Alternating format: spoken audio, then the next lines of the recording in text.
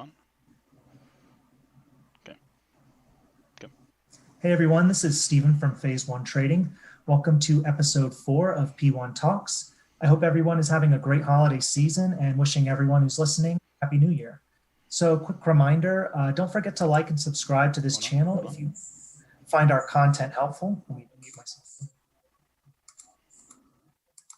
I've got a feedback, sorry. Episode 4 of P1 Talks. Please like and subscribe. Everyone, this is Stephen from Content Helpful. You can also follow us on Twitter at Phase 1 Trading to get up-to-date insights from our trading community. And if you're interested in joining our team, you can visit phase1trading.com for pricing and information on our monthly, quarterly, and yearly options. And if you're interested in chance to join our team for the new year and develop a stronger trading strategy, we are posting a New Year membership giveaway tonight through our Twitter account, which is at Phase 1 Trading. And to enter, you simply have to like, subscribe, and retweet the giveaway tweet that's being posted live now as we speak. We will announce the winner of the giveaway during our next podcast on January 5th, featuring The Rock from The Rock Trading Group. Tonight, I'm joined by our special guests. You may have seen her explaining chart analysis on Benzinga or know her as Miss Izzy on Twitter. She has over 10 years of charting and trading experience under her belt. Glad to have you here with us, Izzy. Hi, everyone. Thank you so much for having me. Thanks for being here with us. I kind of want to jump right in, but before I do, we also have another guest, part of the Phase 1 team, Eric, and he will be joining us in a few minutes. So he will be hopping on in probably 10 or 15 minutes shortly, but we're going to get started and we'll just have him join us when he's ready. So Izzy, your slogan is "Mindset makes money." What does trading psychology mean to you, and why is this so important? So like you said, with over 10 years of experience, I've kind of slowly learned over time that there's a lot more than just having, the technical analysis that goes behind trading. Obviously, there's the execution part of it. And I find that a lot of that has to do with, how you prepare for your trades, which really comes from, everything kind of stems from psychology. So for instance, if you're, like a little bit unprepared, or maybe you haven't rested well prior to the trading day, it kind of all plays back into how you function when you're actually trading in real time. And a lot of times it's easier, I guess, it's easier done on paper than when you're actually, trading live, because you become overwhelmed with all the emotions as things are moving. Sometimes there's a lot of confusion because maybe you don't know what to buy. Maybe you didn't prep well enough, beforehand. I think with trading psychology too, a lot of it has to do with being able to kind of cut out the clutter and just being able to think fast. It's a huge part of trading. And I find that that's probably what a lot of traders maybe struggle with doing, is being able to come up with those decisions, really quickly, which you have a lot of how you succeed as a trader, right? So that's a big part of it. And even just being kind of positive when you start your day, which is actually something I'm working on. I'm not always super positive, and sometimes I even till today I still get overwhelmed sometimes between picking certain plays, figuring out what it is that I'm looking to execute on that day. Yeah, I mean, don't you think? Well, here's an interesting question, because I've had days where I wake up and I'm just not feeling it. I'm in the wrong mood, or something else is on my mind. Have you ever gone into a day like that and just decided not to trade at all? Oh, for sure. And especially, I guess even like, this sounds kind of funny, but even being a female, I get super emotional sometimes, right? So I feel like there's certain things that I find that just even, I know that gender doesn't play a huge part, but it kind of does. So, I think females naturally are really good at multitasking. So I find that I'm really good at doing that. And I'm a quick thinker. I can make decisions pretty quickly. But it comes to say too, I'm also slightly indecisive, and then there's times where, I can be a little bit moody, or maybe I didn't have enough sleep. And that's something I kind of lack sometimes, is getting like a proper rest, because I'm always excited and always ready for the next day. or Yeah. always looking for the next play. I guess it's like I'm kind of, and I don't just trade small caps, it's like large caps. And I trade, Canadian stocks too. So I'm looking at multiple exchanges. Yeah, it can become overwhelming sometimes. So for sure, there's some days I'm always ready to trade because I'm excited for it. But there are some days where I definitely probably shouldn't be trading because I physically don't feel well, or Yeah.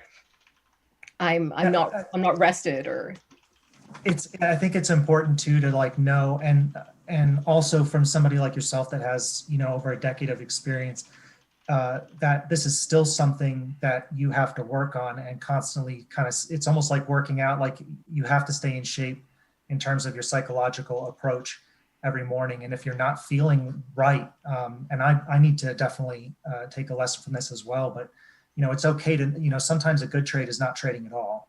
yeah. If you're not psychologically prepared for the day. So Well, and I find even just like maybe you become a little bit more impatient because mm, you want things to happen faster. And I find that a lot of new traders, this is something that they really struggle with, is they just want things to happen now. And then, that kind of takes over. And then even with some people that are maybe new to trading, or just even like their own personality, your personality does dictate how you actually trade. Because if you're someone that's, I guess what's a nice way of putting it, just like really, really prideful, yes, doesn't ever think they're wrong, like those sorts of people, which is another reason why I feel like, maybe females have a bit of an edge when it comes to trading, because I find that maybe, and I'm kind of biased, obviously I'm a girl, but like, maybe we're just not as, I'll be the first to admit when I'm wrong, and I know I'm not always right. So a lot of that does have to do with your own personal personality too. And then there are some people that maybe they're just, scared. They're actually really great traders, but they're really afraid to pull the trigger because of maybe, previous losses, or they're already thinking so far ahead that they've already lost. Like if you already think in your mind that you're losing, then you already lost the trade, because how are you going to properly execute?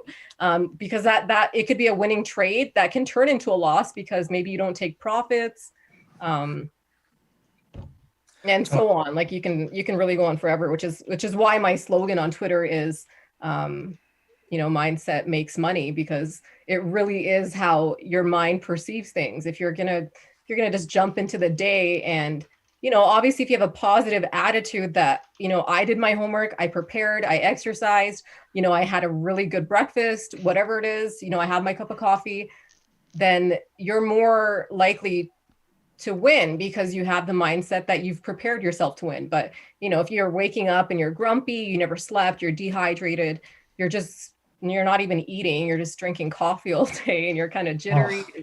You're trying to like do a bunch of different things, and you want to hit every single trade. Your chances are you're probably going to fail. You literally just described a day I had. That's the kind of day my boyfriend had. Yeah, you just, wake up. It's like, okay, I just need some coffee. Let's get going. Like I really didn't kind of actually wake myself up and get prepared. And I just sat down and I never ate until almost lunchtime. That's just not a good way to start, at least for me. I mean, some people don't want to eat breakfast, but I totally agree with you. There should be some sort of, at least of a routine or some sort of preparation to get ready for the day. Yeah, for sure. I wanted to ask you more about, because you have been mentioning just in terms of like pros and cons of like the approach of females in the market, like female trading and representation. So what is it, what do you think what does it kind of look like in terms of in your chat group? You're on Discord, correct? Yeah, I've got a Discord group. Okay. In terms of like vocal, because I teach college out here in Boulder, and in the business school, and so we found, at least lately, at least in the last 3 years I've been there, that the classrooms that we have a closer one-to-one ratio of female to male in the classroom, we typically have better behavior and better outcomes in terms of grades.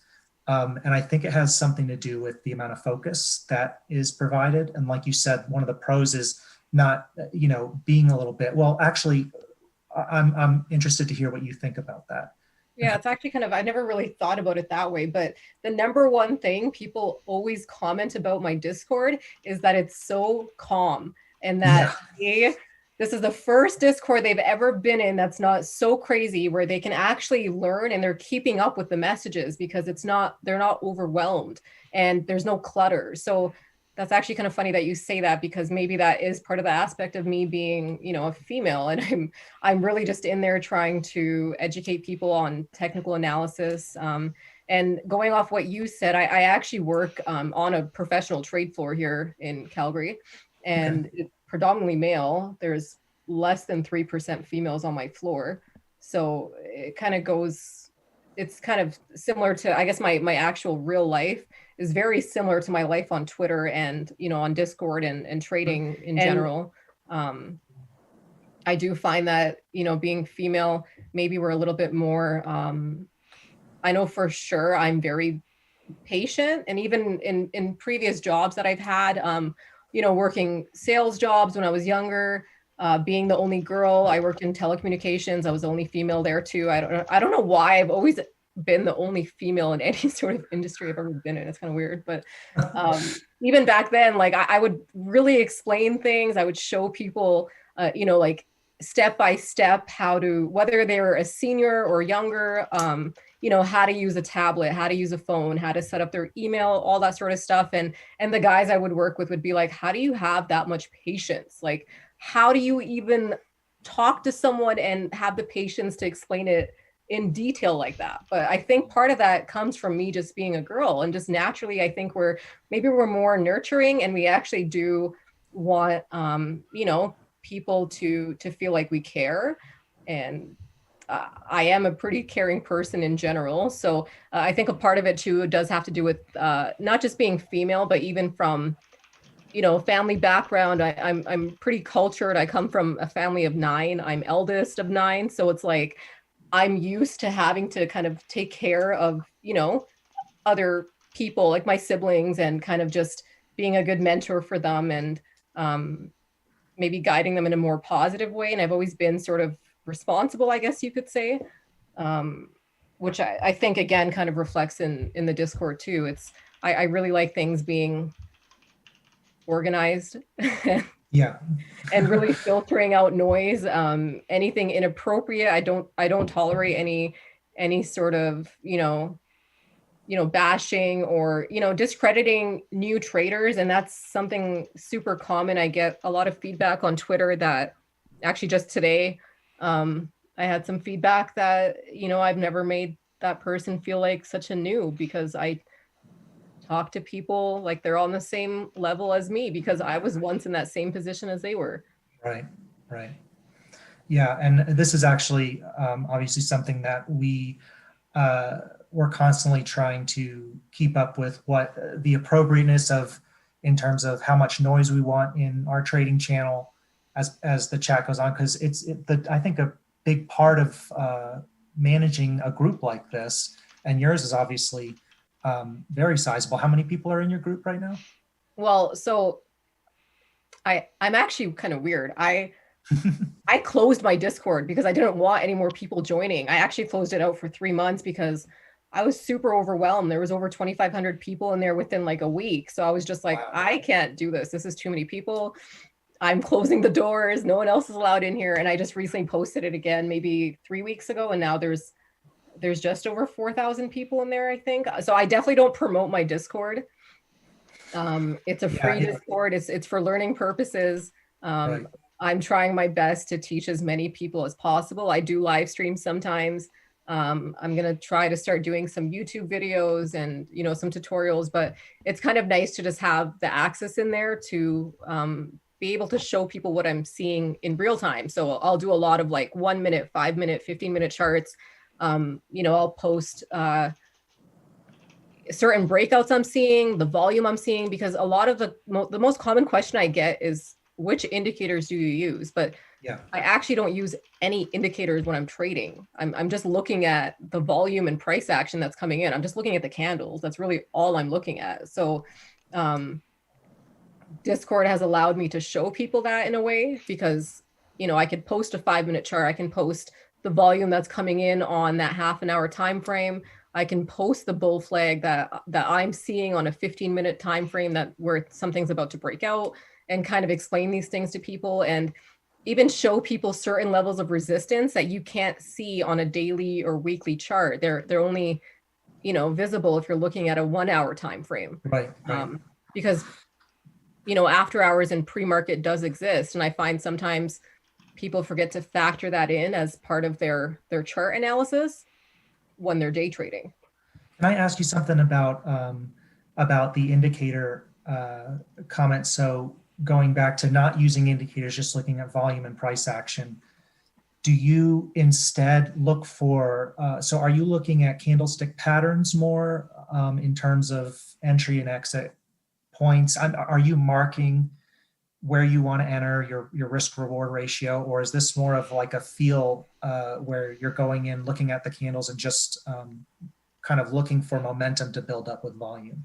No, I'm definitely more of a technical trader than I am a momentum trader. I combine the two though. So I will use moving averages when I post my charts on Twitter, just to kind of give people an idea of where I'm looking at. And a lot of the time you'll see me say, I'm looking for that 5-day gain or something like that. But it's because it's a smaller moving average, because I'm trying to get the lowest price for entry. So, but what I'm really looking at when I'm actually executing the trade is, the levels of support based on whether it's a daily or weekly time frame, Right. Where the candle sits. And I do use certain candlestick patterns too. You'll see me talk about that quite a bit in some of my Benzinga webinars that I've done. So like there are certain patterns that I'll look for in terms of entry, but really it's the support levels that I'm looking at for entry. And then for exits, I'm looking at, resistance. But in terms of momentum, you'll also hear me say like a lot of the time, especially for day trades, I'm looking for a gap open above wick. All I'm really saying is I'm just looking for a gap open above its previous high from the previous day. Or if it's been trading in a really tight range, I'm looking for a gap open above all wicks, meaning above all of its previous highs. And there's so many examples of that. I mean, I think someone actually, someone tweeted me a chart last night. I think it was like BNGO. And as soon as I pulled it up, I looked at it today and I was like, oh, a lot of times I don't actually see what people tweet me until like a day or two later, but I was like, this is a really good play.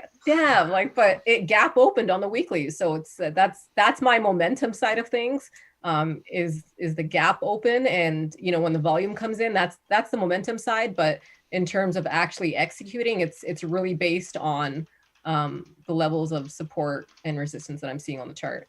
So when you say you're seeing levels of support and resistance, do you actually mark them up, or are you just kind of eyeballing the chart? No, I eyeball. I mean, in the past I used to, kind of draw everything, but after looking at so many charts, I kind of just eyeball things. And that's one of the most frustrating things is when sometimes people ask me like, what's your scan criteria? And it's like nothing, but I feel kind of bad saying that, but I actually don't have a scan criteria. I can just look at charts and then I can go through 100 charts, 200 charts a night, and it's no problem for me. And if I see something that I like, it goes on my watch list, whether it had unusual volume or not, or, if it was a top gainer. I just kind of like visually seeing something, I get like a really good feel for it. And if it's something that looks like a good setup, then I'll put it on there.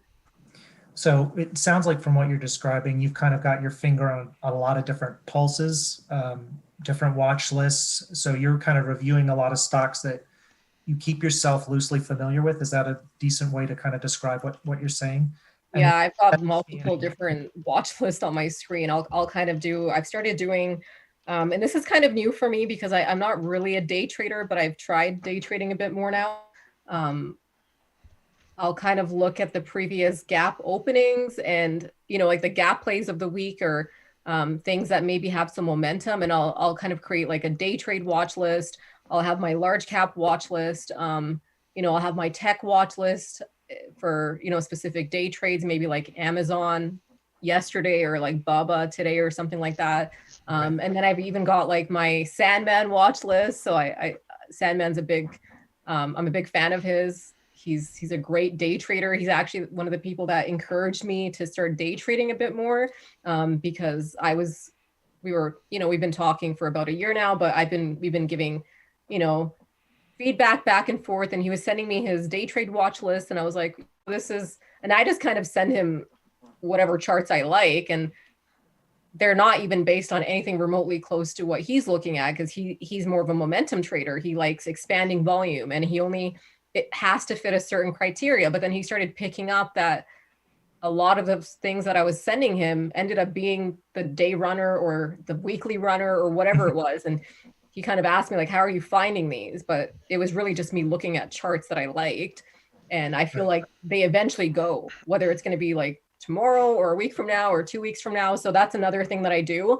And that's actually how I found some daily runners today is I'll always keep my previous watch list. I'll actually date them and I'll refer back to them. So I'll have so for this week, for instance, I have a watch list for December 21st, December 22nd, 24th, 28th, etc. And I'll kind of flip back and forth. So today on a red day, this is the perfect time for that. So on a red day like today, I just kind of flip back and forth between my watch list just to see if there was anything that I kind of spotted that was green on the day, which is easier to spot on red days like today. So for instance, you can actually, if you go in, I'm kind of a weirdo. I actually like red days because they make it so much more fun to spot the top gainers because there isn't going to be as many.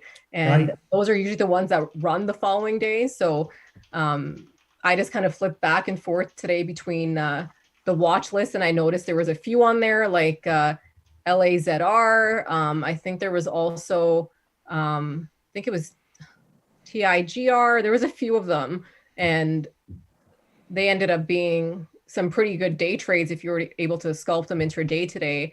And that's just because they were set up. They just didn't run, that specific day. Or even I think it was OEG yesterday. That was on my watch list from the 24th and it didn't go on the 24th. And yesterday I was kind of having a hard time finding something I liked. But then in pre-market, I liked WISA, which ended up being a good play. And I was kind of flipping back and forth between the 24th watch list. And I noticed that one was up in pre-market. And I noticed it gap opened in pre-market above its previous highs from last week. So that's kind of how I spotted that one. It wasn't even on my watch list for yesterday. It was on my watch list for the 24th and ended up being a 50% gainer yesterday. Right. You're still tracking, things that have high possibility. They're either set up or they're getting ready to set up, and it's just a matter of time and being able to rescan what you've already marked up. So you actually create a watch list every day and date that watch list, and then just go back through the days and refer to each of them every single day. Wow. Okay. You definitely are on the pulse then. Yeah. Is what the process you're describing. That's not the process I use. I have used that process in the past, but now I scan real heavily through trade ideas. A few of us in phase one trading do in the morning, and we're going off those morning scans. But this just kind of goes to show you that it doesn't, there isn't one path to being a successful trader in terms of how you get set up. But it's good to listen to people that are doing well and telling you this is what I'm looking at every single morning. This is how I get into, this is how I make my selections before the bell even rings. And so going back to what you were saying about day trading, how much of a percentage of your trading portfolio would you say is into swings and how much is into day trading? How much? So I actually started something a bit different recently. I obviously with COVID and being home again, it's made it a bit easier for day trades. So I would say that I've now allocated a specific account for day trades only. Right. That way, I'm just focused on day trades in that account. I'll have a set dollar amount in there. And the rest of it mostly swings. So I kind of always keeping around, I feel like you always have to have at least 30% cash just so, if you are looking at, sorry, I'm not sure what happened there. If you're looking at maybe adding, Eric just jumped on. Sorry, Izzy. No worries. On a day like today, having a bit of extra cash would have been a really good maybe buying opportunity on some of the plays. But yeah, majority, because I am working full-time too on the trade floor, is like I mostly am a swing trader. So but I'm kind of crazy. I have literally 3 different brokerage accounts, and sometimes it's really hard to manage between the 3. But I say this often, is sometimes I honestly forget about my one account. Like I just forget it even exists, and that's actually the account that does the best, like that. And that's my longer swing account. But yeah, I'll like pop into that one. I'm like, oh, it's up like 2,000% for the year. That's great. And then, but I don't really trade from that account. It's kind of just there for, like some buy and hold trades. So I would say for sure at least 50% of my trading is swing trading. And then maybe like 25% now, and this is more recent, is day trading. And the rest of it, I just kind of like leaving some cash there, just just to have, like, I kind of just like having the extra cash there. I don't like having my entire account used up. I feel like you have to have some room. And this don't you feel like with new traders is an issue in terms of when they have cash on them, it's like burning a hole in their pocket.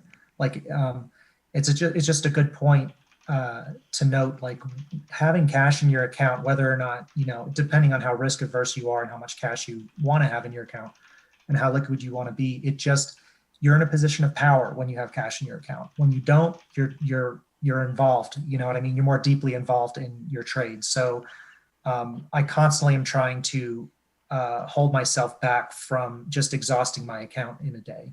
It's really about blocks of cash. Cash is for sure king. I mean, you always want to have. That's kind of why I also like having that allocated amount of cash for day trades only. And Sandman is the person that inspired me to do that. I'm going to keep giving Sandman so many shout outs on this.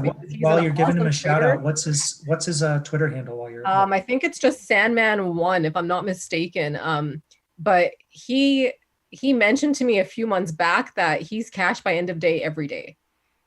So I was like, that's kind of interesting. So I'm just gonna make sure that that's his actual his handle. Just to fill Sandman 7591. Okay, Sandman 7591. Yeah. Cool. And hi, Sarah. Thank you so much for being in the chat. I just noticed the comments in here. I didn't really have it up on my screen. Really nice having you here. You too, Rock Trading. I don't know who else is in here, but thanks for joining. It's actually nice having another female in here. Sarah's actually another really, really great follow.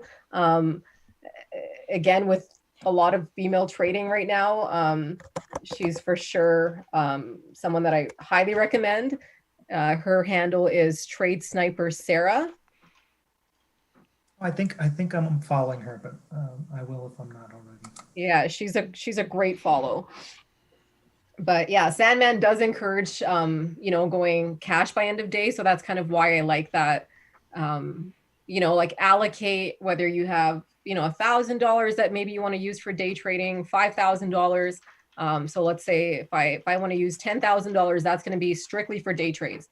I have to be cash at the end of the day. So it's like, I know at the end of the day, it's going to be cash. And I mean, you can actually use that to, you can obviously compound that if you wanted to, and use your profits to continue day trading. But I feel like it's always better to maybe, and this is just my own perspective, just continue using that same amount that you start with. I know it sounds kind of weird because more people would be like, why wouldn't you just use all of it? Because it's profit, right? But I have like this really big theory of protecting your profits. So, just leave that allocated to the side, and you'll actually end up being able to track it a lot more too. Like how, what was your return on the day from the trade or whatnot. So separating it. Right. Yeah, even just tracking it. But and then that way too, you know that you're not risking more than maybe you're comfortable doing, because if that one trade goes sideways and let's say you made $10,000 profit, but you have one trade that goes sideways and you put in 20,000 in that trade, it's like obviously once your account reaches a certain stage where you feel like you have the ability to leverage a bit more, then yeah, by all means you can do that, but just kind of know what you're risking. So and for new traders, like, know what you're willing to lose, because, you know, sometimes things don't always go as planned. So you have to have plan B, which is either cutting your losses quick, which is a rule I've made for day trades. I don't turn a day trade into a swing trade. Okay. I don't turn a day trade into a swing trade. People ask me this all the time. It's like, what's your time frame, or how long are you planning to stay in the trade?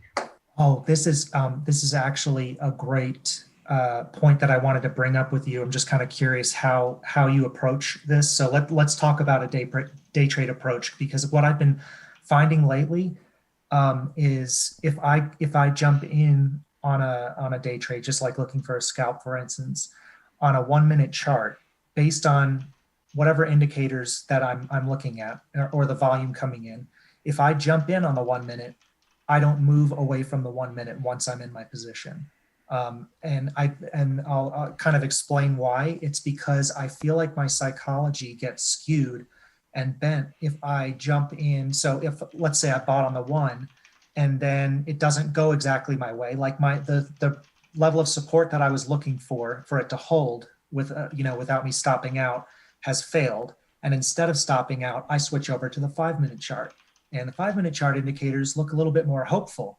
And now I'm like, okay, well, now I can kind of remark where I was going to stop, because, I think there's actually support here on the 5 minute, when the 1 minute has already told me the trade is over.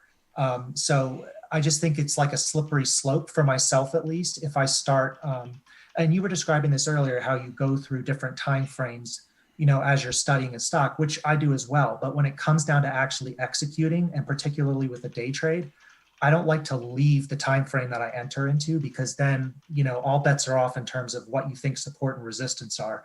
You really, at least for me, my psychology does, it just starts to take a hit, and I start sliding down into once you break one rule, at least for myself, it seems like it's easier to continue to break rules. That's actually a really good point. I actually had an exact example of that today. There was a trade that looked really good, and it actually did kind of work out, but not exactly. It looked great on, the 5 minute chart, right? And it looked like it was going to gap fill on the 5 minute. So far it was working. It went from 440, I think, to 470. 467 was resistance, and it failed there. And then, I kind of switched my time frame on there. And, on a different time frame on the 1 minute, it still looked hopeful, but on the 5 minute, it was done. It was an inside candle on the 5 minute chart. So right. The trade was over, unless it like gap opened or something, and it ended up being a failed trade. So exactly what you said. Sometimes it's kind of like you're making an excuse for your trade almost. Yes. And people do that with trading. Like, well, no, I mean, if I hold it, it could continue to move up tomorrow, Right. And I don't agree with that. So if and sometimes I'll miss out on huge gains in pre-market. Like I'll have a day trade, and I'll be holding it, and I'll get, let's say, a 20% gain on the day, and that's great, and I sell. Very rarely I'll hold into the weekend. And it's always the ones that I hold into the freaking weekend that never gap up on Monday. And it's always the ones I sell that end up gapping up. And it's like, but it's like, I mean, you have to kind of take your risk reward. Like for me, I'll only re-enter the trade on a gap open higher the following day. Right. It has to gap open above its previous high from that previous day for me to re-trade it the next day.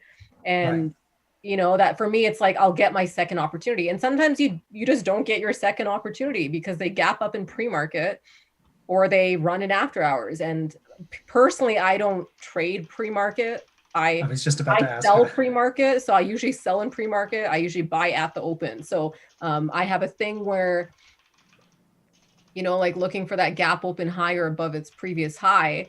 And then this is how you actually can tell if the stock's going to run on the day. If it gap opens higher above the previous high and then back tests its previous high and holds above its previous high, you need a threshold no more than 2 pennies. If it breaks below its previous high by, 3 pennies is like the max, then it might fail. But the ones that are more successful are the ones that gap open higher, back test their previous high, and hold above it.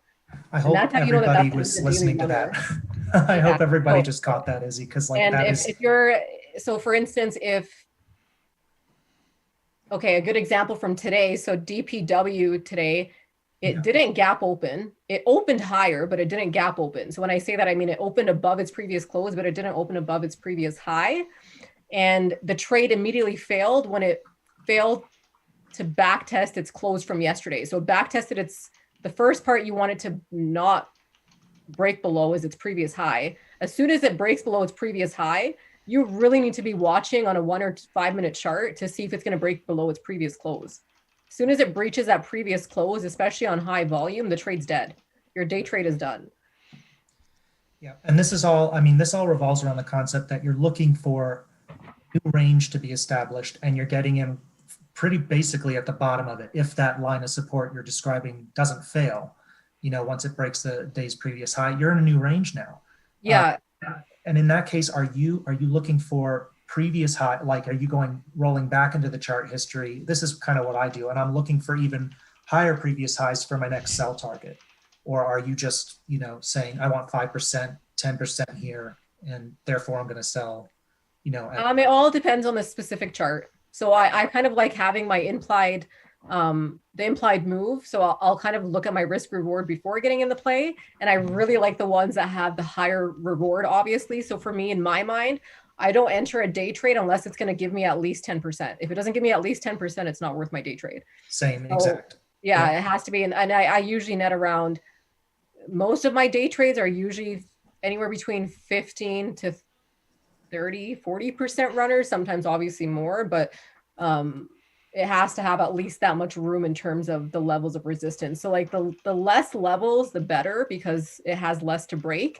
And if it's already gap opening above its previous levels, then it just makes it a lot easier for things to run. So, ENG from last week, ID from last week, WISA from today, OEG, like those are all like recent examples within the last 2-3 days. That's actually a really good point about, having less previous highs to break through. If you're looking back at a chart like previous price history and you're looking for a previous high to kind of mark in terms of where you might want to take profit on your current trade, the more candles that the price action has to still overcome to get to your, like you described, at least a 10%, the less of those candles that the price action has to overcome, the quicker it can get there.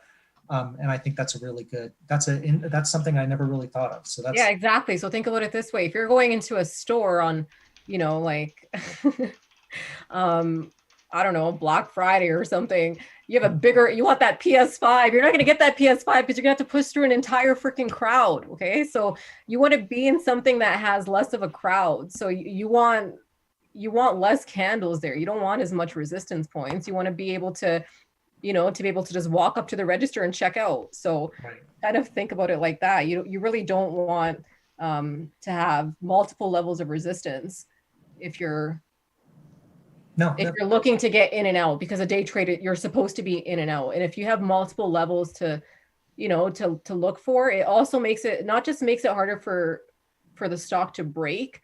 It makes it harder for you to even monitor the trade because you're looking at multiple levels. Right. Obviously, you guys didn't really understand the reference. It was a joke. Ha, ha, ha. Less candles means, less levels of resistance. So another thing that I really, really want to point out, because I think a lot of people actually really struggle with this, is how do you enter on a gap open? It already gap opened and it starts running. Most stocks usually, if they gap open, they'll continue to run within the first few minutes, usually like 3 to 4 minutes, right when they gap open so let's say something opens up at $5, it might run up to $5.20, $5.30. And people are like, crap, I missed the trade, right? That's it. Now you're chasing it. Now that FOMO comes in and then you're jumping in at $5.30. And then you jump in and then like right 5 minutes after the open, it's back at $5. And you're like, how did it just drop to $5? Well, because it gap opened and it's back testing its previous high. So that's my entry point. I never enter in right at the gap open. I always wait to see if I can, manage to get that back test. So the shakeout. Yeah. And you definitely don't want it. Don't be really stingy with your bid. I mean, you want it maybe even a penny or 2 pennies above, just so you don't miss. That's like the worst thing that can happen is And this actually happened to me last week. I missed my bid by like 2 cents. And that stock ran 40% on the day. And I was like, I can't believe I missed that by 2 cents. I was trying so hard to get that exact entry. And I think the bid hit that, but the ask never hit. So, and that usually happens within the first 5 minutes of trading. You'll usually see it back test after it opens higher. So it does give another opportunity to buy. You have to be really quick with it though. So are you willing to actually go in on the bell in terms of, would you ever take a trade inside of that first 5 minutes? Or is it, because for me personally, at least this is what I'm doing at the moment, is I'm trying to let the first 10 minutes shake out, because it's so volatile and you're not really sure where things are going. But I think this is what the situation you're describing is like a specific scenario where you've got a break out of, the previous high of day. So the momentum is really going to be there. But I do notice that there's always a shakeout in at least the first 5 minutes. But are you comfortable, trading before that at all, like right at the bell? Yeah, depending on the setup. I mean, if it's only a few cents, this is another thing I say to myself too sometimes. What's a few pennies if it's going to go higher? Like if my plan is it's going to go to this dollar amount, especially for a swing trade, then what's a few pennies? It doesn't really make a difference. If you're going to pick for pennies at that point, it doesn't really matter. I mean, are you slapping market orders, or are you still doing limit orders when we're talking about penny pinching and trying, with stocks, I do limit orders. With options, sometimes I just put the market orders in. And honestly, a lot of times with options, I get mostly better exits actually, or fills when I use market orders, sometimes options trading. But with stock, I find that it's, I can kind of pinpoint the exact dollar amount that I want. So it's a bit easier that way. Right. And sorry, I'm like, there's a bunch of questions in here, but I'm not. Oh, it's okay. We can go to questions if you like. In fact, maybe we should meet if anybody has any questions. Hey guys, I'm just jumping on. I'm sorry I'm late, okay. But I'm having newborn issues. But I've been listening to everything, and I just want to say it's some of the best content we've had on our show in a while, and we really appreciate having you on, Izzy. I've been talking with you in the direct message for a while, and really appreciative that you're here tonight. Thank you. So, okay, apparently somebody wasn't keeping the chat clean, but are there any questions? Yeah, that was when I made the PS5 comment and you didn't really get the reference that I was trying to refer to. Through a crowd and breaking resistance. Oh, I got no. Before you get to any questions in the chat, did you guys touch on like all this food that you're posting on your channel lately? Like it's getting pretty ridiculous. Like every time I look at your feed, it's like I get freaking hungry. Like the last one I saw was like prime rib or lamb or something. Oh, that's funny. That's my number one tweet that I've been getting for 6 years consistently is I came for the charts, I stayed for the food. People will tell me that all the time. But yeah, I mean, like I said, I do come from a really big family. I'm kind of spoiled when it comes to food, and I'm really, really, really grateful and humble for that. Growing up, my mom would make 8-9 dishes a day. She still makes like 8-9 dishes a day, with a family of 9. The area that I come from, so my background is Lebanese. I'm actually from the valley part of Lebanon, and so that's all the agriculture. So my grandparents were, farmers, or my grandpa was a fisherman. My mom's mom actually used to make olive oil. She used to export it to us from, it was like full out fresh Mediterranean olive oil. Like that's the only way that my mom used to cook when I was younger. She'd make fresh bread. Everything was really fresh Greek yogurt. Everything is from scratch in my house. All the spices, seasoning, my mom literally makes everything from scratch. So I grew up on a really, like food savvy family, and having being like the second eldest in my family, I cooked quite a bit. And it's actually another passion of mine. I know it doesn't really, I probably should I actually started a blog for food. So I'll hopefully start posting some recipes. The only problem is, being from you know, like the culture that I'm from and I don't really measure anything. So I don't really know how to post recipes for these things because it's like I just throw in what I think is appropriate quantities, right? So but yeah, a lot of it stems from just from my background, my culture, my heritage. I'm maybe biased, but I think that Mediterranean food is the best food that ever existed because it is. No, honestly, you can have like, I mean, especially Lebanese food, like there's so many vegan options, vegetarian options, you know, like fresh fish, different seafoods, different types of meats, lambs, chicken, everything that you want, whether grilled. We have a lot of great fried foods, a lot of different, you know, flatbreads. It's like, it's just, yeah, I'm getting hungry now. I don't know. But I mean, I see like people post things on, you know, like your Christmas dinner and all that, and it's like it's great, but it's honestly we have massive dinners almost. I mean, with COVID now, it's a bit harder, especially my city because we're on a lockdown right now. There's no guests allowed or anything like that. So Christmas was kind of weird because usually we have really big dinners and whatnot. But yeah, tons of dinners all the time, and my mom really did spoil us growing up. 3 of my sisters are vegetarian, and she used to literally make every single one of us our own meal. Whatever we wanted, my mom would make, you know, like my sister something that has no meat. She'd make my brother whatever he wanted to eat. She'd make me whatever I wanted to eat. I definitely didn't grow up with a family that's like, you're eating what I cooked. So I think part of that is, you know, my boyfriend kind of calls me spoiled sometimes, and maybe I'm a little bit food spoiled. I'm not gonna lie, I'm a little bit food spoiled. But yeah, a lot of it definitely stems from, you know, my mom. She's definitely the person to thank for that. She's a great cook. We actually did before, you know, really posting much on Twitter back in maybe 2012.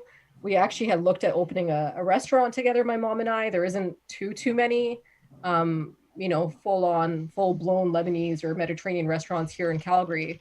But you know, she had some health issues then, and we just figured it probably wasn't a good idea. Just managing all the, I can't even imagine how hard it must be to manage a restaurant. So I definitely give some prop to all those small business owners. I know they're having a really tough time right now too. So, but yeah, it's definitely a big passion of mine. I love to cook. I love feeding other people too. And I think it's mostly from being, you know, the eldest. I like feeding a lot of people. So, and I don't know how to cook for like 2 people. So that maybe that's part of the reason why when I post things on Twitter, they're like, who are you making all this food for? But it's really, I just don't really know how to cook for less than 2 people. And in my family, like growing up, everyone used to come eat at my house. All my neighbors used to come eat at my house. My brother's best friend, my friends never wanted to go to restaurants, and it would piss me off because I'd be like, you know, also being cultured, I kind of was a sheltered child, and I wanted to go out to a restaurant and eat, you know, when I was like 16, 17, like that was a fun thing to do. And my friends would be like, they'd always want to have dinner at my house. And I'd be like, oh my God, I don't want to have dinner at my house. So I just want to go out. I just want to go eat at a restaurant. Like, so. Well, that proves just how good it was, apparently. I mean, so you have a blog either going or you're about to open one? Because I just started it yesterday, actually. Okay. So yeah, I haven't posted any food on there yet, but it's something I've been wanting to do. And yeah, I don't know, who knows, maybe I'll start posting YouTube videos, you know, cooking something. I don't know. Yeah, you know, just dumping random amounts of ingredients in. Sarah, I just saw that message in the video. As long as it's visual, it might help. Yeah, it's I mean, is there anything else about, you know, any other hidden talents that you have outside of obviously cooking enormous amounts of food? Pardon? Are there any other hidden talents that you have that you know, some of the people in your Discord might not know about? I mean, I guess it depends on what you consider a talent. I definitely can multitask a lot. You know, I've done actually professional wedding makeup and hair and all that sort of stuff. All my friends used to make me, you know, do those sorts of things for them growing up. Like, you know, like whether it's like aesthetics, I'm actually pretty skilled when it comes to aesthetics. I would just never want to do that for a profession. It's not something I enjoy, other than, you know, doing it on myself or something like that. Right. And you know, like I do speak, you know, 3 languages. So I think that's another, I don't know if that's really a skill, but I'm a quick learner. So that's something else. I'm not really great at sports. I was talking about this the other day. I did take journalism. So I actually am a pretty good writer. I do write poetry quite a bit. I've never posted any of my poetry, but I do write quite a bit of poetry. That's kind of something I like doing. And it's funny because sometimes people comment when I post charts. I had a comment a week ago that I'm really witty with my words when I'm tweeting and people are not even noticing it, but I think he was an English professor or something like that. And he picked up on it. And I was like, oh, that's kind of cool. Yeah. I've never actually posted that I like writing poetry, but that is something that I really like doing. And I did take journalism. So I did used to actually take photos. I have a professional camera. I used to do like family photos and stuff for my family, my cousins, things like that. I don't really post anything like that, but yeah, those are all sorts of hobbies I've had, besides doing that. And I know that this might not be a skill, but I'm actually a really, really, really, really great driver. I know it sounds weird, but that's like my dream job. If I could ever be a sports racer or something like that, if I was, a billionaire or whatever it was, that would be probably my dream job. And I think a lot of that comes from driving at such a young age. Like I've been driving literally since I was like 12, living here up in like the snow, with the, like the road conditions. I've only driven really big vehicles, like, Suburban. That's what I used to drive when I was like 13. So that's I actually really like cars. I know it sounds weird, but I love Suburban at 13 is like the equivalent of driving a tank pretty much. Yeah. So I really am into cars. It's something I enjoy. Yeah, there's quite a few things. I mean, I like decorating. I actually think that I'm pretty good at decorating. Like that's wrapping presents apparently is a talent. Thank you, Captain Solutions. Like home decor, just even having like, a big family. Like we're just Lebanese people in general are really, really into, like aesthetics and how things look and your presentation. So presentation is really important to me, not just with food. So even like, like that's why I always tweet on Twitter, make your bed in the morning before you start trading. Cause the way your bed looks will actually reflect how you feel. So I feel like your setting, your home reflects how you feel. So I'm really into, just like home decor and like looking, like kind of just those sorts of things. I don't know. Well, yeah, keeping your space, I think, clean and open. I mean, I think this goes for your own, living, area, the area you work and trade in, keeping those places organized, open, like clean. For me, at least, it removes a lot of excess background noise and clutter in my head, and it just makes me focus a little bit more, stay relaxed. Yeah, like any sort of like interior designing, I really like. It's something my mom really loves. So she really, really, likes, like different glassware and just kind of collecting those sorts of things. And like I said, I've never been good at sports. So that's something that I always wish I was really good at, but I've never really been great at sports. It's not something that Well, the grass is always greener. You know what I mean? Yeah. I mean, it sounds like you got a lot of talents behind the scenes. And really, if you think about it, what did you say you studied journalism? Yeah. It's interesting how our backgrounds, because my background is in design and art direction and stuff, how they kind of start coming back into play later on in life. Sometimes you don't realize the things that you're passionate about are going to play an important role, but I'm sure it does for you. Some of these background passions, like you said, like just your ability to communicate clearly and have like witty comments that are easily like read, like you've got an English professor taking notice of you. I think that is part of what's making your process work. Oh, completely. Yeah, I definitely agree with that. And even just kind of structuring my trades and talking to an audience. One of my dream job was actually to be like maybe a news anchor on BNN or CNBC. Something that someone's always said to me is, oh, you've got a great voice for broadcasting. You should definitely be a broadcaster. You should, you don't even you don't even need a mic. Your voice is so loud. And it's kind of funny when I like look back at that. But I actually am a little bit shy when it comes to doing these podcasts. I get really nervous.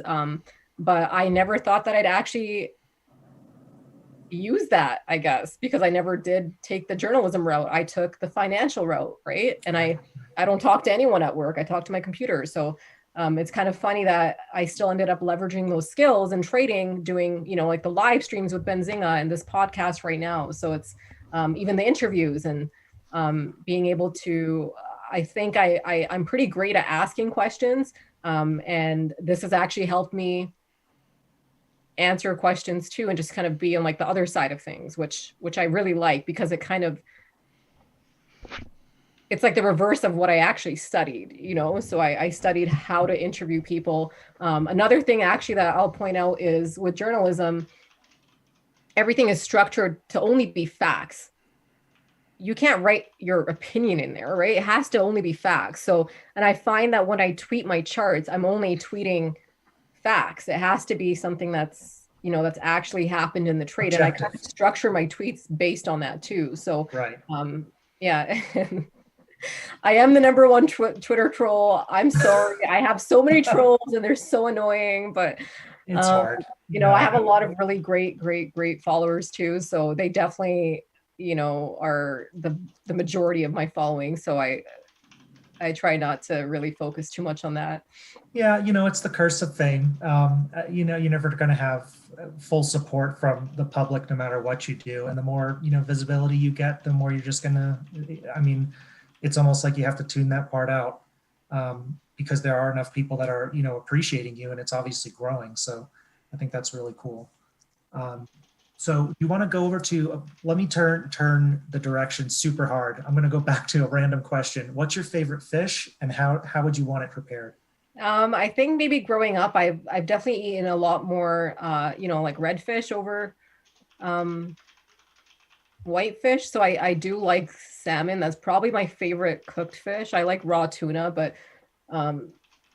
you know, my mom makes like a really great salmon growing up. You know, she'll put like crushed pine nuts on it, cilantro, and she'll kind of season it with like lemon and paprika and all this other great stuff and garlic. And that's kind of what I grew up eating. And it's served with like tahini sauce, you know, like ground sesame seeds, and it's really good. So I think just from growing up eating that's definitely become one of my favorite staples. And then kind of taking my own kick on it. I do like Cajun a lot.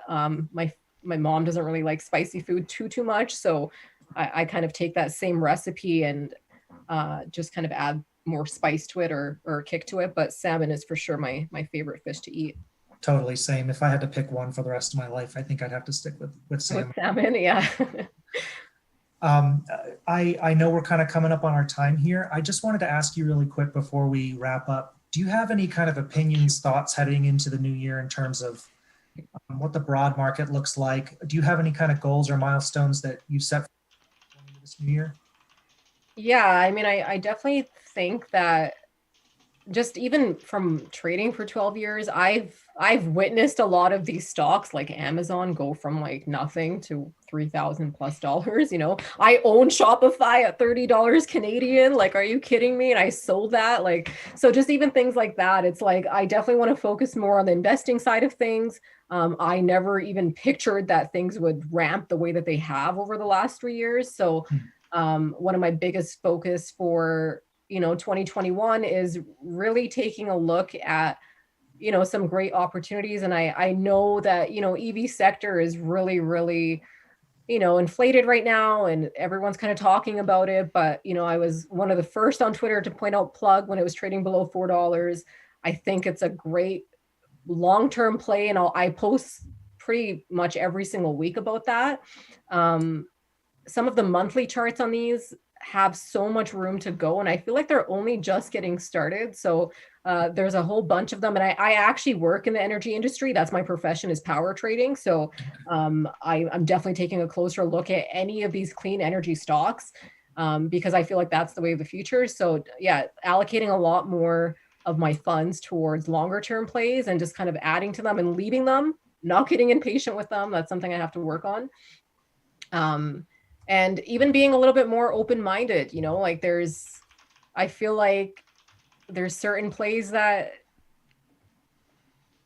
and I think this is something that a lot of people need to work on that have been trading for a long time, like Neo, for instance. I kind of looked at that at $2 and I laughed, and now it's like the joke was on me. Do you know what I mean? So it's like I'm trying not to be so closed-minded, because I feel like a Twitter boomer. There's all these young people on here now. It's like, I miss being the 25-year-old on Twitter. Now there's like 20-year-olds on Twitter. There's even like an 8-year-old on Twitter now, you know? So I'm just trying to be a little bit. We're trying to have him on. We're trying to have him on. What's his name? Ideas and the young investor. We're trying to have him on the show. That'd be great. Yeah. We have to talk to his parents first, though.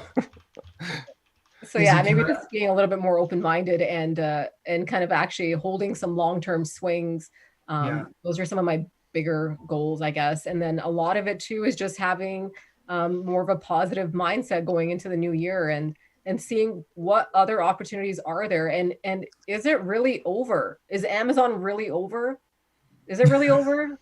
I just pictured all the money I've spent on Amazon over the last year. And I'm like, Amazon is probably going to be I don't know. I don't want to say it on live, but you know, I feel like Amazon will be like a $10,000 plus stock. And it's like, I'm just going to have to keep looking at any of these tech stocks, like even AMD, it's trading below $100 right now. But I mean, honestly, and if, who knows where these things are going to be trading, you know, like tech is going to take over, AI is taking over everything. You know, these chips it's what they need for, you know, all these electric vehicles. And I mean, if this is what things look like now, imagine what they're going to look like in 5 years or 10 years. Izzy, I have a question for you. Yeah. Maybe you guys touched on this, maybe now. Again, I apologize for being very late to this. I was unfortunately taking care of a newborn a lot longer than I anticipated. But my question is, what are you feeling on all these SPACs? Did you guys touch on these SPACs? Like SPACs are like, it's like a dot-com bubble right now. Yes, it is. Yep. Yeah, I mean, I haven't traded too many of them. I know that you actually had sent me, I think, a few, and they did look really good. But yes, I did. Sector I'm looking at, so if people can educate me a bit more on SPACs, then for sure. I mean, yeah, and I agree, Sarah. I'm waiting for that. I pray every night before I go to bed that Amazon has a split. I'm like, please God, I'm sorry for selling my shares at $235. Please God, give me back my shares at $235. I just really wish that they have these splits. But yeah, in terms of SPACs, I'm not really educated on that. And I think that's something that new traders actually have an edge with, because they're not as closed-minded. They are new to the sectors. You know, they come in and they're like EV, SPACs, Bitcoin. Whereas like someone like me who's been trading for 12 years is like, what the hell is Bitcoin? What the hell is freaking SPACs? You know what I mean? And that's one of my goals. That's exactly what I'm trying to say is I really need to have more of an open mind going into the new year, because, you know, knowledge is everything, and you can never have too much knowledge. And you know what I think I've learned from SPACs already too? You can go into them thinking that, hey, I'll just buy these around $10 and I'll make money, which for the most part is true. But I think I'm starting to realize as I trade in and out of a few, I hold cores in a few, you know, some people in our group are into different ones. It's coming down to the management. It's coming down to who's on the board of directors, the connections that they have, the size of the merger deal, you know, the market cap currently in relation to the size of the deal that's to come. So, you know, a few that we like that are of a higher quality are BFT. That might have been the one I sent you originally, but I think you sent me one that started with an L, and it actually did really well. So I was monitoring. You're welcome. Thank you. I actually have a few questions about SPACs if you guys have maybe like 2 minutes of time. Wait a minute. Yeah. Are SPACs optionable? Do they have options that you can trade? I don't know the answer to that. Maybe Steven does, but they do have warrants, and I have done well with the warrants. Options, I'm not sure, but warrants, yes. So okay. And I guess another thing too is like a lot of them are, obviously they don't have historical pricing because a lot of them are coming new to the market, right? So I guess you're kind of touching base on, you're leaning to, like, how do you tell a good SPAC from a bad SPAC? So in my mind, I go where money goes. If a billionaire or trillionaire is buying a SPAC, I'm buying that same SPAC. Do you know what I mean? Like that's kind of my mentality. Exactly. A perfect example of that. Yeah, exactly. A perfect example of that was KCAC, the ticker. That was the one that Bill Gates was involved with, the battery technology, and KCAC became QuantumScape, merged with QuantumScape, trades under ticker QS, went from a $10 listed SPAC, traded up to about a $15 to $20 range for a while, broke out, and last I looked, it was like $130 last week. Wow. And that was almost, I think, in my opinion, purely just because Bill Gates is involved with the SPAC and the connections that they have. And there's actually a different one that he's involved with now too, that I'm trying to find the ticker on, but it really comes down to the celebrity appeal.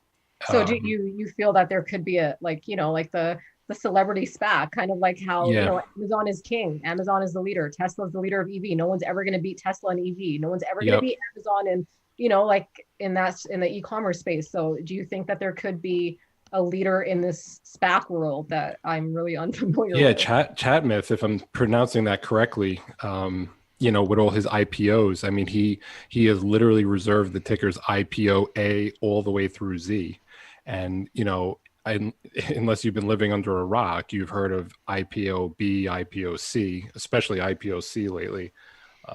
And he hasn't reserved all the way to Z, which is kind of funny, but I can't even pronounce his name, but it's like Chatmith Papatia or something like. It's an Indian guy that he's an absolute SPAC guru. He took Virgin Galactic public via SPAC, and then the most recent one was, I think, IPO B, which is a virtual real estate merger, which I believe it was called Open Door.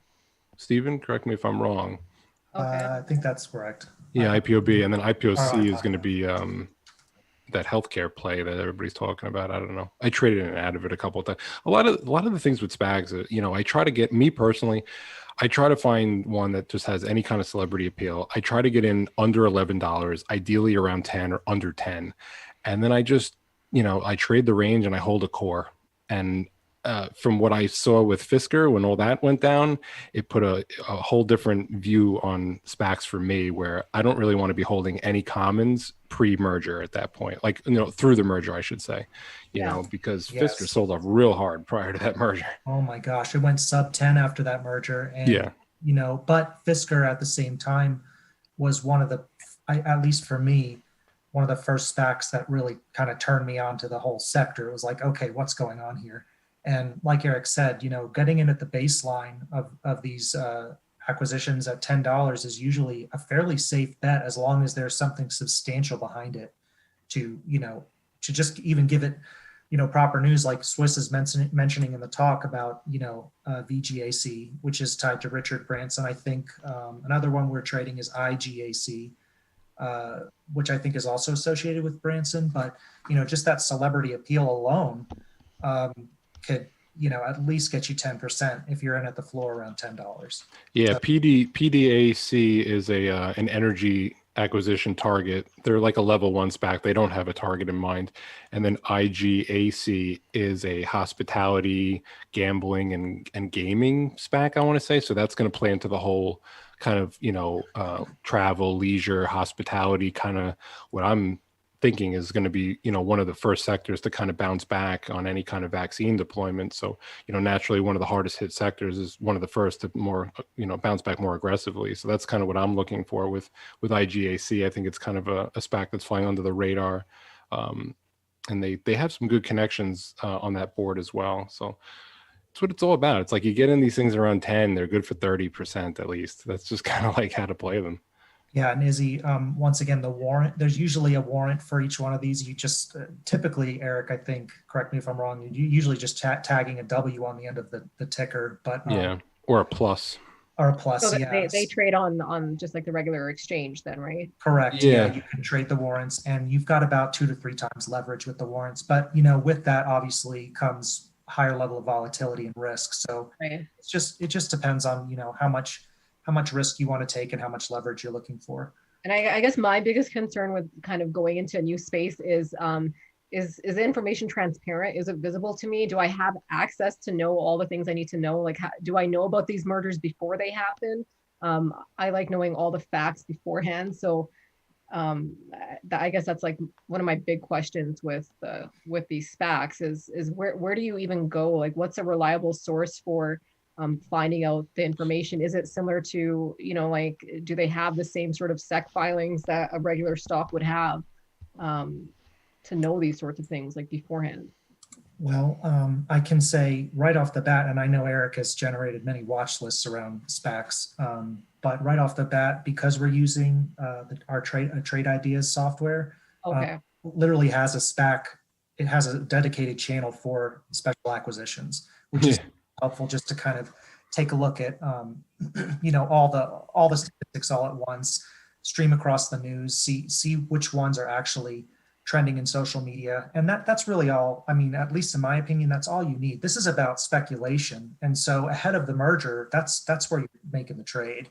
And like Eric said, holding through the merger is where you're taking on an excessive amount of risk. So it's like holding through a biotech FDA decision. Yes, not exactly. really advisable. But Eric, outside of trade ideas, what is there another way that you're kind of keeping your finger on the pulse? Yeah, Ellis in our chat group. You guys have some good recommendations for SPAC follows. I'd for sure appreciate that if you guys can kind of maybe. I don't know if he posts much on Twitter, but I think his handle is like @Ellis. I'll DM you it later. Okay. I'll post it in the comments if I get it here. But it's actually funny that you mentioned trade ideas a bunch in here. I've actually never used trade ideas, but I was one of the people around on Twitter when they started becoming popular, when they had very, very little followers, probably under 2,000. So I actually watched trade ideas grow over the years. Trade ideas is amazing. It has changed my life. Yeah, we followed each other way back in the day, but we don't follow each other now. But I actually maybe, yeah, I would be interested in maybe trying it. Even Benzinga Pro has a really good, like signal option on there where there is a gap open option on there too that I haven't utilized, but I'm going to try to utilize a bit more. And again, that's another thing I'm trying to be more open to is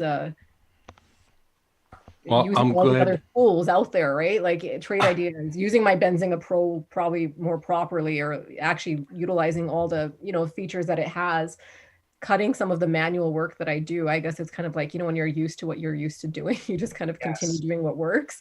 And that's probably another goal of mine for the next year is try changing some of the habits if they can make things easier for me.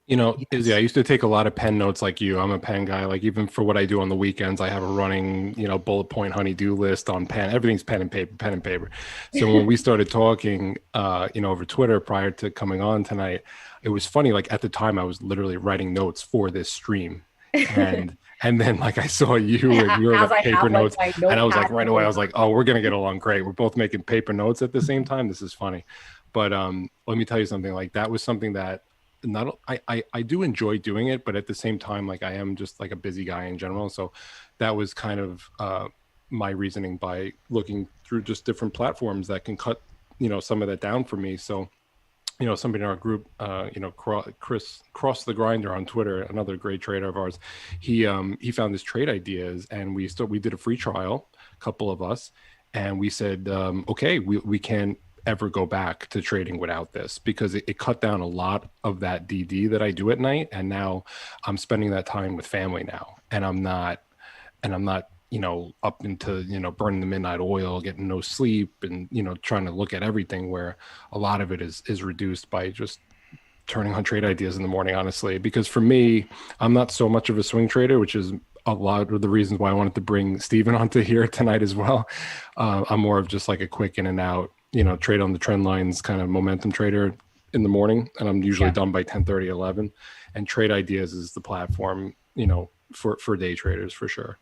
The thing I like the most from my perspective is obviously it does help tune out a lot of noise in the morning and just kind of help you run very quickly. Like I usually only have 2 or 3 stocks I'll be interested in the morning based on the data that I'm seeing come through trade ideas. But the nice thing is that I don't find myself hopping to different websites, like looking for SEC forums and FinTel and Market Watch, and just trying to get like all the information I need, insider buying. All this stuff is so readily right in your face on trade ideas that I don't find myself hopping around to different sources for information anymore. I just have this one thing pulled up. And so it doesn't feel as frantic. And back to what we were talking about earlier, Izzy, it's just like, I feel a lot more relaxed because I don't have to scramble to find all this information in a bunch of Shameless plug. Shameless plug. We have a link in our description. I'm not shameless plug. Yeah, totally. But the thing is like it's actually working. It's working for us, and it's important. I mean, yeah, if it works, then if it's not broken, I mean, don't fix it really. But I definitely need to. I think I work a lot harder than I have to for sure. So that is something that I intend on doing in the new year. And again, another bias that I have is, well, if everyone's using trade ideas and everyone's going to be in the same freaking trade, and I don't want to be in the same trade that everyone else is in, because my trades are always different and I always find plays that no one else is in. And that's something that I probably need to work on. I kind of don't like being in those heavily momentum pumped plays that everyone is in, because I find that it sometimes ruins the price action really. But again, I think it all comes down to, if I can find something that filters what I'm looking for without me having to go in and do all that extra legwork, then I'm still going to end up with the same end result as how I'm picturing trade ideas, if I'm not mistaken. Yeah, I think that's the case. Really, what it's done for us is it just lays out the highest probability trades immediately For that day. And there's so many different channels in there to kind of like we're in a pre-market scanning channel, and then we flip over to like a live intraday channel where it's scanning for completely different. I mean, it's scanning for different criteria now because we're in a different frame of mindset. Yeah. Mostly Hive Day Momo, Momentum. There's a dip buy scanner. There's a low float predator. So anything that's low float that's doing, breaking any kind of support or resistance levels, it's picking up on that. But it's simple at the end of the day. It's very clean layout. It's very easy to watch. It doesn't give you a headache. That's actually nice. It kind of caters to the unique trader. Yeah. It's definitely something. It's all customizable too. It's just kind of the way we lay it out, but there's 18 different ways you can use it. I think as a beginner, it might be a little bit hard to utilize at first because you're still learning, the trading lexicon and whatever kind of indicators you want to look for. And so it's a little bit, I think it would be a little bit hard to navigate as a beginner, but if you've got like a moderate amount of trading experience, this has definitely changed my insight in terms of like what you could set it up. You could set it up however you want, really, is the bottom line. Yeah, exactly. You guys want to take some questions? Because I know there was quite a few of them out there, and there were a lot of good ones. Like I've been kind of just keeping pen notes, Izzy, on the side. Well, I haven't even really scrolled through the chat. I didn't really look at. I've got a few of them lined up. Steven, you have a few? Oh yeah. I'll go to Captain Solutions. Earlier, she asked, what advice would you give your younger trader or your younger self if you were just starting out, and what charting and execution software are you using right now? Yeah, I think maybe one of my biggest, not regrets, but I guess learning lessons, just looking back at things, is just patience, I guess. If you've done your due diligence and you've put in the time, you've put in the research, just have some patience on the trade.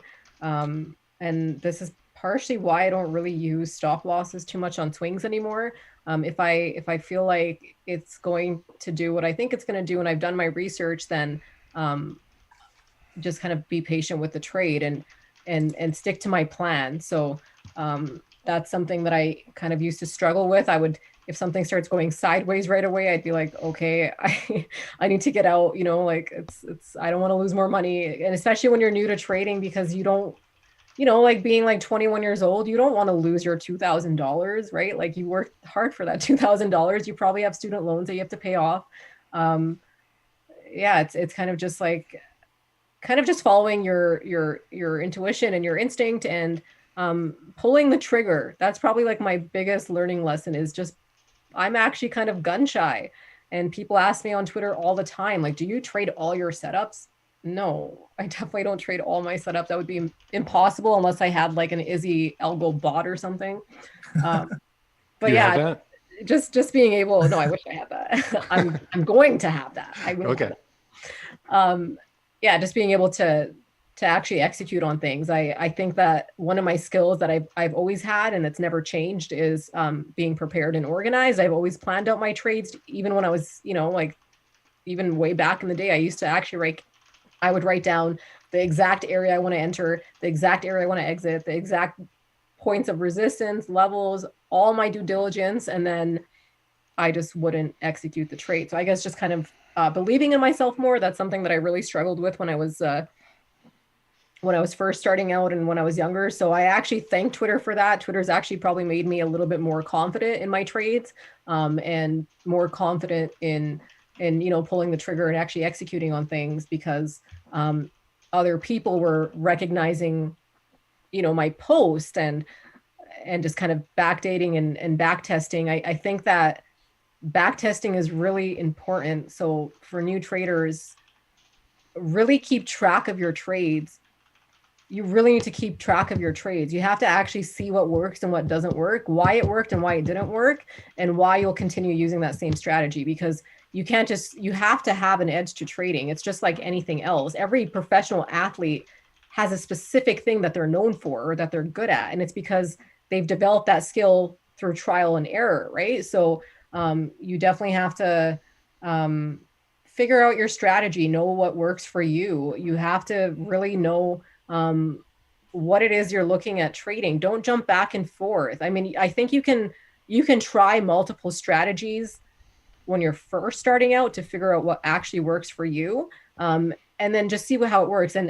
This is actually funny because on Twitter I used to get trolled that I'm a paper trader, but we never had paper trading accounts in Canada. Okay, so I wasn't even allowed to paper trade even if I wanted to. So every loss I had was a real loss. Okay. And every gain I had was a real gain. So that's for sure something I would recommend. It is available now. So if you do have that option to paper trade, I would paper trade only to backtest strategies. Yeah, perfect. Yep. Totally agree with that. That goes right into, do what you're comfortable with. I'm glad you kind of said that, because earlier in the chat, The Rock is in here. He said, "Hey, Izzy, what's your favorite setup? What's one you feed off of?" So that kind of goes into like, do what you're comfortable with. Yeah, I mean, it depends. So because I think I'm a pretty diverse trader, and I think that's why I have such a different crowd. So there's, my Canadian followers, my option followers, my Greek followers that love the Greeks, that love the Delta, that love the, like those sorts of things. And then I've got my penny stock followers, right? And then I've got my swing trade followers and my biotech followers. It really depends on the specific thing that I'm trading. So if I'm looking at a day trade, my favorite setup I explained earlier was those top gainers, gap open, those sorts of things. If I'm looking at a swing trade, I really, really love bottomed out plays. I love things that are trading below cash. Cash is king. They have to have money. Money Yes. is everything in the world. Money runs the world. That includes trading. Okay. So if you're looking at a swing trade and they have cash under their belt and they have catalysts, especially in the biotech world, right? So yeah, that's definitely one of my favorites. And maybe like on a swing term, I love the cup and handle patterns. I know I kind of say that excessively. So cup and handle is my favorite for swing trading. Both legs are my favorite for day trades or breakout plays. And then I really, really, really love playing all-time high breakouts, which has been really popular recently because everything is breaking highs, right? So that's kind of how I nailed some really big ones this year. Like Home Depot was a huge one. Roku, I was one of the first ones to post that before it had like that big break. Badoo, that's another one. There's so many. As a Canadian, do you love Shopify? Do you trade their stock? Yeah, Shopify is like the one that hurts because I bought Shopify at $30 Canadian and Wow. I sold it. So like that was my investing. That was in my trading account that was supposed to be long term, and that's why when that question that was asked about what would I tell young trader Izzy, it's because I was talking about Shopify because I actually worked at a private boutique then, and he only traded mostly tech stocks and Canadian stocks, and my homework was look into Shopify. I actually watched the IPO. I watched all of that. This was before it even traded on the US exchange. It was actually sh.to on the Toronto Stock Exchange. And I did my due diligence. I looked really deep into that because it was for a private boutique and he was willing to invest a lot of his money into it. And I did my research and I invested a fair amount, back then. And I never held. So, you know, I've I been guess there that's many why I go times. back and I can't say even like, tell you. I can't even tell you how many stocks that I could say and look back that, oh, I've had that here and I've had that here, and yeah, I think my hit this. Shopify though, from 30 Canadian to like Yeah. 2000 Canadian, that one bites the bullet. That one's Yeah. like, oh my God, like come on. I don't think I would have held it to $1,000, but um yeah, I definitely so now I kind of just trade its options. So whenever it's funny, someone tweeted me today something about Shopify and how like they wanted to trade it, and um they were looking for it to retest highs or something. And I was just like, please crash, please, please, please crash. I always beg that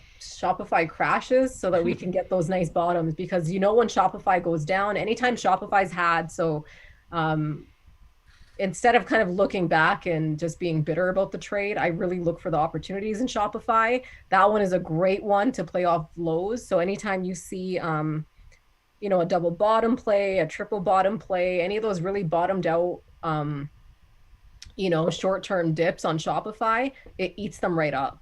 So that's one of my favorites for just kind of buying the dip on that one. Are you playing any VIX lately with the volatility going on? Like I was in UVXY today. I like to play the momentum on a vehicle like that on a day like today. So, you know, the vibe of today for me, I even tweeted out today, I'm like, it's kind of a UVixy kind of day. And you I don't know, really you don't trade see like huge anymore. volume gains from it, but you know, I like it because it's not something I have to really watch. It keeps my money going in the right direction on a weird day, and I just Yeah. collect my paycheck at the end of the day. I'm more of a SPY and a QQQ trader. Okay. But if you're actually interested in VIX and you're a big VIX trader, my Discord, I actually have quant analysts in there. One of them is actually my coworker in real life, and he is that's his profession. He's a quantitative analyst. Wow. If you're really interested in quant, in terms of volatility, I have a volatility channel on my Discord. Lots of really, really, really great knowledge in there. So Wait a definitely minute. So are you opening the back VIP door for me? I thought the door was shut. Yeah, I'll post my Discord tonight. But yeah, I do like looking, I guess, at the overall volatility, but I don't really trade VIX too much. I'm definitely more of a SPY or SPX trader. So you didn't trade TVIX at all when COVID was starting? Yeah, that's probably when I traded it a bit more during the volatility. But I find that recently it's one of those that obviously, you know, like it really decays pretty quick. The volatility has to be there. So TVIX was insane last year. I mean, yeah, so it I went think from 40 to 1,000 in like 8 weeks. I actually got to insane. sit with my coworker and watch him code the volatility you know, tool that he has, and it's all based on VIX and bonds. So if that's something that actually really interests you, which it does interest me, definitely a spot in my A lot channel. of us- And I'll post their handles on Twitter tonight too.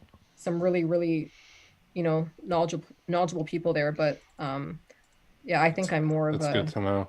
A lot of us a couple months ago were trading SQQQ, and somebody in the chat just said, "Please crash." I love that. How many times do we say that? And I can tell you, when a lot of us were in SQQQ, a couple, you know, like last year, we were all saying that every day. We're like, "Why isn't this crashing? Why?"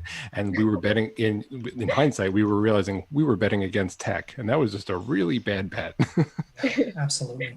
It was actually funny when I look back. I have there's one of my followers had messaged me about SPX back in January, and I actually told him that SPY was going to crash, and I said it was going to probably go back down to $200. And I actually never really played too much of the crash, which really sucks. And I'm one of his favorite followers since that day, because I followed up on it all the way up until maybe February about that crash. I kind of, you know, I saw it really topping out there.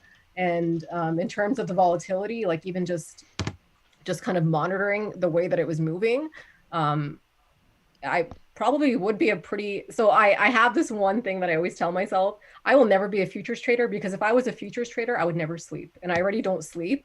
I think I would actually be a pretty great, you know, just strictly volatility, SPX, VIX trader, you know, trading, you know, ES contracts. But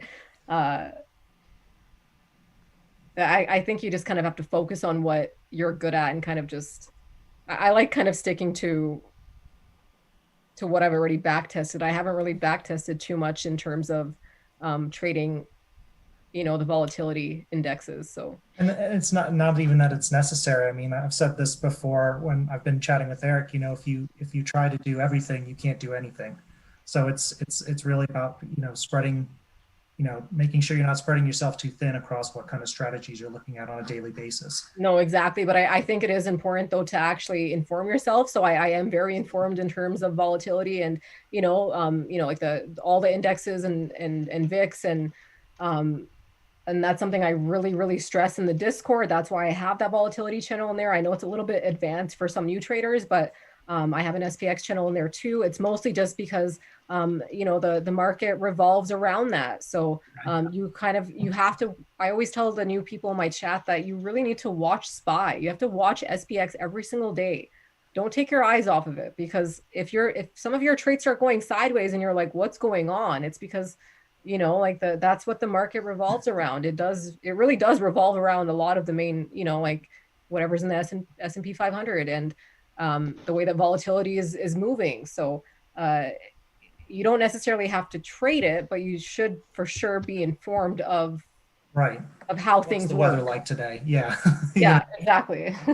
Are we headed into a storm or not? And I mean, it's been so wacky just watching the Dow Jones come up and down. And I got super nervous about it about 2 weeks ago and thought we might have hit an inflection point. And then, you know, we open up on Monday and it hits new highs. So it's important to keep track of this stuff, so you have an explanation for why, you know, some of your holdings are moving the way they are, or, you know, just to warn you if it's even a day to trade or not, depending on your style. So one more, I missed one more question, Izzy.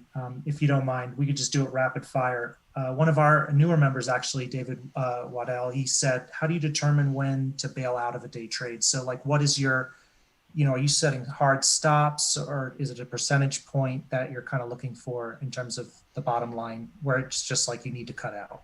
Not really a percentage point. I think that's part of the reason why I say I like using the same dollar amount, because then I have the same dollar amount for, you know, the loss side of things. So I kind of have like a 2% rule. So, or 22%. So if you're in a trade, I don't like using more than, you know, 2% of my total account value in that one trade, especially if it's a day trade, and then 2% loss allocated to that specific trade. It's kind of what I go off of. So kind of like a 2-2, you can kind of use that. I mean, you could use less than that if you wanted to, but obviously fees in Canada are a lot more expensive than they are in the States. You guys are very, very, very lucky. I spend about like $15 each way. So it's pretty expensive out here.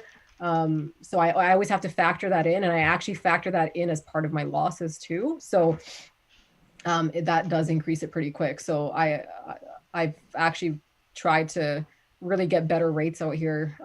The struggle is pretty real out here. You know, $6 is probably about the best I can get right now on each side. So I factor that in too. So we have a few Canadian members in our group, so we're somewhat aware of that. Yeah, it really sucks. And they're so jealous. I mean, we're just jumping in and out of stuff all day, and they're like, oh, $15. Yeah, and it's funny. Sometimes I think about that, and even like just the USD conversion, right? So it's like, God, I have so much more money Canadian than I do American. It's like, I wish I could just, you know, have all of this in American dollars, and I'm I would personally have a 40% so spoiled. bigger account size. Yeah, it's like I'm so spoiled by the lack of fees now that I don't really trade OTC very often. But like last week, I traded an OTC, and when I saw my average the next day, I was like, "Why is my average different than the price that I bought it at?" I'm like, "Goddamn, $3.95! Are you kidding me?" I like wasn't even used to it. Yeah, I always factor that in. I actually don't even look at my entry price. I always calculate my entry price based on the fee that I'm going to pay. So, which is part of the reason why I really like buying the bottom.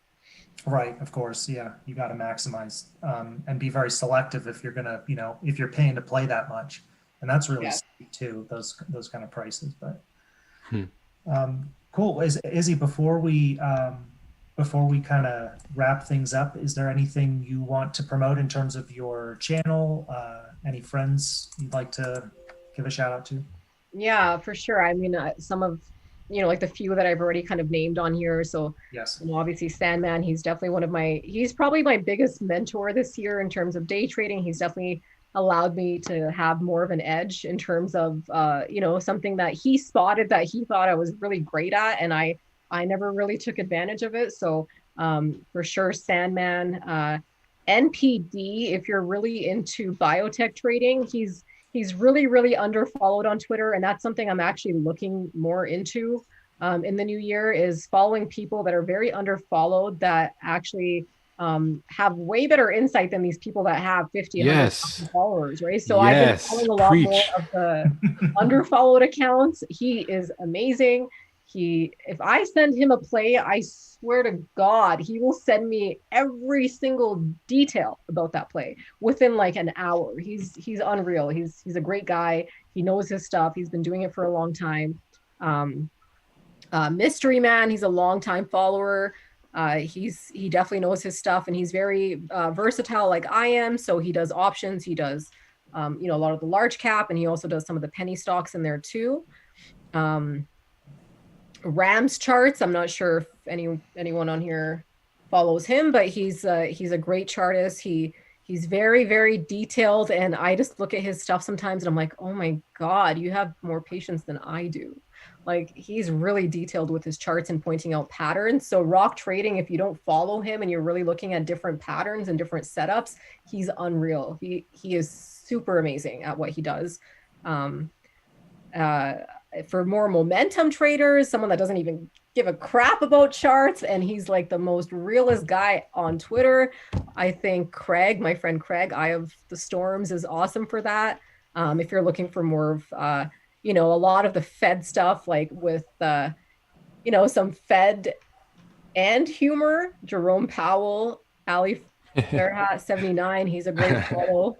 What about Stock Cats? Do you follow Stock Cats? I love that guy.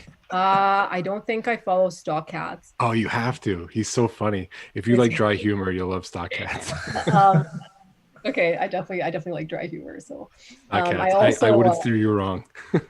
Another great follow actually is Pete Doom. Him and I have been on Twitter for about the same period of time. We've kind of watched each other grow. He's a super, super humble guy. He's all about educating people. He's super patient, kind of similar to me. So he's definitely one of my favorite follows on there. Yeah, there's quite a bit. And, I'm not sure. I think my friend that does all the quantitative stuff, his handle is Haffer's Power. Also very underfollowed, super smart guy. I know him in real life. If you're looking more at the quantitative side of things, Trader Dunn is another quantitative trader. So I kind of like having a diverse group of friends. So, I've got like my friends that are all quant, my friends that are all tech, my friends that that think a chart is the stupidest thing to ever exist. And I'm friends with them. I know it sounds weird. And, and then I've got like some of the hedge fund guys, Carter is a really great follow too. I think it's really good to kind of diversify your following and build relationships with people with different experience than you. So absolutely different experience. Phase One has been dropping all of these handles in the chat for those of you who are interested. We have somebody on the back end doing all the homework for you guys, finding these handles. Yeah, and I could probably post a tweet too, just to kind of make so just so everybody knows, we have somebody on our back end. He's posting all these handles for you guys. So and I already said Sarah, but Sarah's in the chat, and she's a great trader, and she's a wonderful person, and she's so patient. And that's when I go back to saying that I think females are definitely a lot more patient when it comes to explaining things in depth and detail. Definitely give Sarah a follow. She's for sure a great person to follow. Some more underrated accounts, if you're kind of into the biotech trading, Pharma D _KS. Farm D, sorry, there's not Pharma, Farm D _KS. I've actually learned quite a bit from him. Cool. And Izzy, I'm just going to note, you haven't promoted yourself yet, and that's very humble. But yeah, just in case anybody is obviously interested that's listening in right now, inside the description for this YouTube stream, you'll see Miss Izzy's Twitter. Thank you. And sorry, I've left a lot of people out. And if anyone's watching this, I'll definitely tweet out. I am going to tweet out my favorite follows for the year. That's something I was going to do this week anyhow. So just kind of watch for that tweet. There's a ton of great people on there. I'll kind of filter it out in terms of, microcap traders, biotech traders, option traders, even future traders if you're into trading futures, and the quantitative traders, and some of more of the technical traders, momentum traders. I've got them all. I'm like that. I'm like the follower, I can kind of just, I've got the entire herd of different types of followers. I feel like I'm part of the female trading community now. It feels good. Like it's such an underrated aspect of the trading community. And I think, Izzy, that's the reason why I reached out to you originally to come on this show. I said, this is such a male dominated space that I want a fresh perspective that I think a lot of people aren't used to hearing. And I think, everything that you brought to this stream tonight has been so valuable and so well said and articulated. And you don't get that from dudes sometimes. That's just the reality of it. Females run the world. I think you are a real inspiration to, up and coming female traders, like even young girls who aren't even or are just thinking about trading could definitely look up to you. And I guess their mind is in the right place. I hope they find you. Yeah, I mean that's one of the things that actually makes me really, really smile and really feel grateful is when I have some of the younger, like really young, and I mean like 16, 17 years old, female followers that tweet me that I've inspired them to trade and to to kind of keep pushing and learn more. So I definitely try to portray a good example for female traders of any age. So, and there's actually some female followers that I have on here. And actually I was going to say, we had touched base on it earlier, but I forgot to mention, if you're looking at trading psychology, a great follow with a ton of experience, Denise Shull on Twitter. She has a book which I recommend. Denise Shull, it's Denise K Shull, Shull, and she wrote Market Mind Games, and it's a great book if you're looking at trading psychology. And she's awesome. She's a verified account on Twitter. She's definitely got a ton of experience. I kind of like leaning towards following females with more experience than me, just as mentors. So Trade Out Loud is another really great follow. She's awesome. There's quite a few of them on there too. There's Caroline, and I'll post all of these different traders, but they've definitely been around the block a few more times than I have. And I really, aspire to even continue trading as long as they have. Like the one person, Caroline, I followed her because I saw on her bio investor since 1989. I was like, hey, I was born in 1989, so she earned my follow, and she's a great follow, especially if you're looking at options, SPX, ES.